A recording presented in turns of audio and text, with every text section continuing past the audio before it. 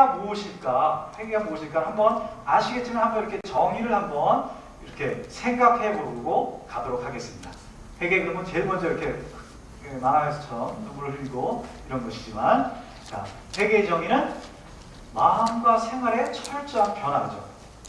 그러니까 그렇게 말로만 하는 것이 아니라 마음이 변화해야 되고, 그 다음에 마음이 변할 때 생활이 변화해야 되는 것이죠. 생활이 변하는 것이 아닌다면 그것은 아무것도 아닌 것이죠. 그래서 마음과 생활이 변하기 때문에 그것을 또 뭐라고 얘기냐면 그것은 내적인 힘이다. 그리고 또 내적인 혁명이다.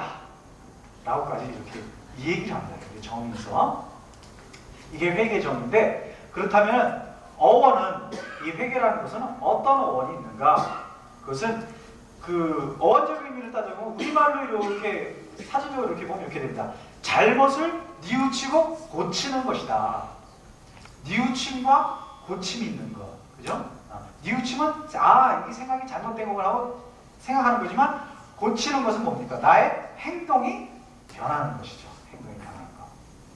그리고 히브리말, 그러니까 우리 그 신앙이 그러니까 유대교 쪽에서 왔기 때문에 거기서 나오는 그 말들이 어떤 의미가 있는 것을 우리가 한번 알아보는 것이 좋을 것 같아서 알아봤더니 샤브라고 합니다. 그래서 돌아서는 것이다.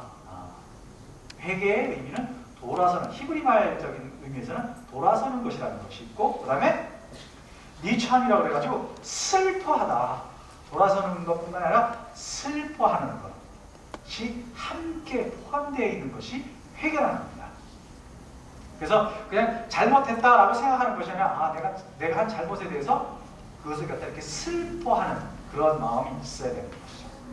그리고 그리스 말은 여러분이 많이 하시는 거예요. 메타노이아 이렇게 많이 들어보셨죠? 회개에 대해서 죄에 대해서 얘기할 때 누구나 이런 얘기를 많이 합니다. 그래서 메타노이아라고 얘기하는데 그것은 나중에 생각해보다 나중에 다시 생각하다, 이런 의미가 있습니다. 그래서 예전에는 그게 맞는 거로 이렇게 생각을 했는데 생각을 해봤더니 그게 잘못된 거구나 하고 나중에 생각을 달리하다, 그런 의미가 메타노이아라고 합니다. 그리고 생각을 다르게 한다. 이전엔 내가 이게 옳다고 생각을 했는데 이제 봤더니 그게 아니구나. 그러니까 다른 생각을 한다. 그것이 메타노이아라는 뜻입니다. 그리고 이러한 것도 역시 그 마음과 그다음에 가슴, 생각과 가슴이 변하는 것이다. 이러한 의미가 포함되어 있습니다. 이런 어원적인 것에서는. 그런데 이런 어원적인 것 안에서 그렇다면 성서적으로는 이런 어원을 갖고 성서상에서는 무엇을 얘기하는가? 성서에서는 전체에 회개라는 것을 어떻게 이해하는가? 그것은 하느님께로 돌아서는 겁니다. 하느님께로. 그래서 이스라엘 백성이 구약에서 막 이렇게 잘못했을 때 뭐라고 합니까? 그 예언자들을 와가지고 하느님께로 돌아서라 라고 얘기를 하죠. 네? 이스라엘 백성들이 구약에서 자기들이 위험할 때, 자신의 그 민족의 그 어떤 국가가 그러니까 아시리아라든가 이집트 이런 데서 침공을 받았을 때는 위협을 느끼잖아요. 그때는 어떻게 돼요? 아시리아에서 침공을 오면 이집트 가서 좀 힘을 받아다가 그것을 갖다 이기려고 하고, 이집트에서 오면 아시리아 쪽으로 이렇게 붙고, 이런 적이 많았단 말이죠. 그랬을 때 예언자들은 너희들은 왜 하느님께 의지하지 않고 인간에 의지하느냐, 하느님께로 돌아서라, 이런 얘기를 합니다. 그래서 성서 안에서 그런 것들이 구약에서는 하느님께 돌아서는 것, 그것에 초점을 많이 두죠. 그 다음에 예수 그리스도에 대한 믿음으로 향하는 것이 바로 신학적인 의미에서는 이렇게 돌아서는 겁니다. 회개입니다. 회개. 왜냐하면 예수 그리스도에 대한 믿음으로 돌아선다는 것은, 우리가 예전에는 하느님께서 우리를 사랑하신다 이런 부분들, 하느님이 전지전능하시다 이런 부분들을 갖다가 구체적으로 알지 못했잖아요. 근데 우리가 예수님을 보면서 우리는 정확하게 아는 거죠. 예수님이 살아오신 것 안에서 기적을 행하시고 말씀을 선포하시고 또 우리를 위해서 고통을 당하시고 십자가를 지시고 죽으셨다. 그리고 거기서 부활하셨다. 그렇기 때문에 그 예수님을 갖다 우리가 믿을 때 예수님께서 사셨던 그 삶에 하느님의 능력이 이렇게 들어갔던 그 모든 것이 다 우리에게도 적용이 되기 때문에 그렇습니다. 그것을 갖다가 잊어먹을 때 우리는 어떻게 됩니까? 자꾸만 다른 데로 방향을 돌리는 거죠. 다른 데로 돌려서 내가 명예가 있으면은 내가 다른 사람보다 좀 돋보이겠다. 내가 재물이 많으면, 돈이 많으면 내가 행복해지겠다. 그렇지만 내가 이 사람을 갖다가 내가 정말 저 사람의 사랑을 갖다가 내가 정말 다 받으면 난 행복해지겠다라는 그런 생각을 하게 되는 것입니다.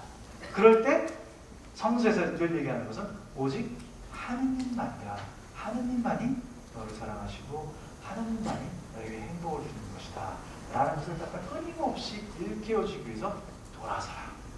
예수님께로 돌아서라. 이렇게 말씀하시는 겁니다. 이런 것이 성서적으로, 그러니까 어원서부터 시작해서 다 이제 그 의미가 비슷한데, 그 구약적인 것은 하느님이지만 신약에 와서는 구체적으로 예수님. 그래서 우리가 그 성서를 얘기할 그 신앙적인 단어를 할 때 하느님보다는 예수님, 주님이라는 단어를 쓰는 것이 더 우리 신앙에 도움이 된다고 합니다. 하느님, 때로는 우리가 믿지 않는 사람들 하느님에 대한 것을 얘기하고 심적인 그런 것이지만 예수님은 어떻게 구체적인 분이셔요.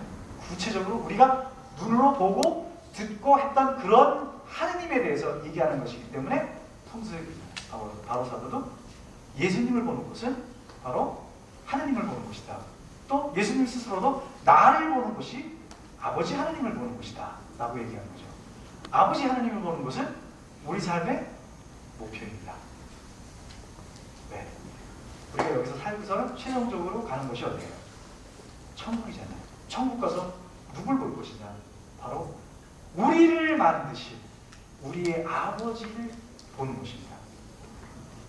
그것이 우리 삶의, 여러분 삶의, 나의 삶의 최종적인 목표예요. 여러분이 여기 오늘 오셔서 이 기쁨으로 돌아섬이란 기쁨으로 말하는 뉘우침을 듣는 이유도 바로 하느님 아버지를 뵙기 위한 준비인 것뿐입니다. 그래서 돌아서는 것이다. 그 다음에 예수님에 대한 믿음으로 향하는 것이다. 이런 것이 성서적인 의미입니다. 그렇다면 이러한 회개 안에서 본질은 무엇인가? 회개의 본질은 무엇인가? 이건 영어로 이제 호시라고 그러는데, 첫 번째는 죄를 자각을 하는 것이다. 이게 죄구나.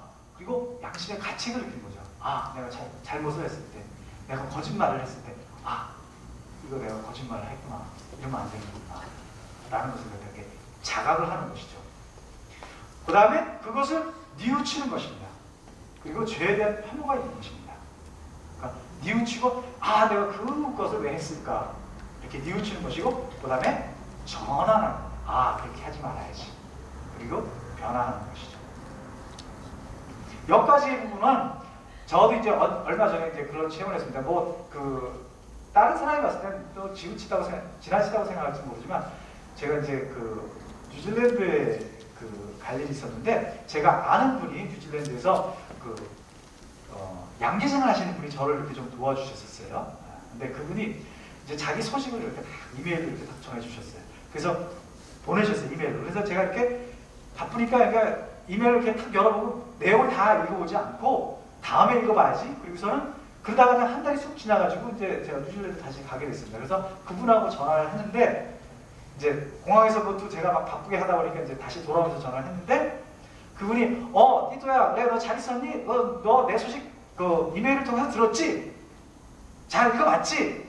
그랬을 때 제가 잘 읽어봤습니다 라고 했어요. 근데 사실은 읽어보지 않았죠. 그리고서는 그렇게 해서 하여튼 근데 그분이 벌써 딱 알아채리더라고요. 근데 하여튼 계속해서 조금 변명식으로 얘기를 해서 끝났어요.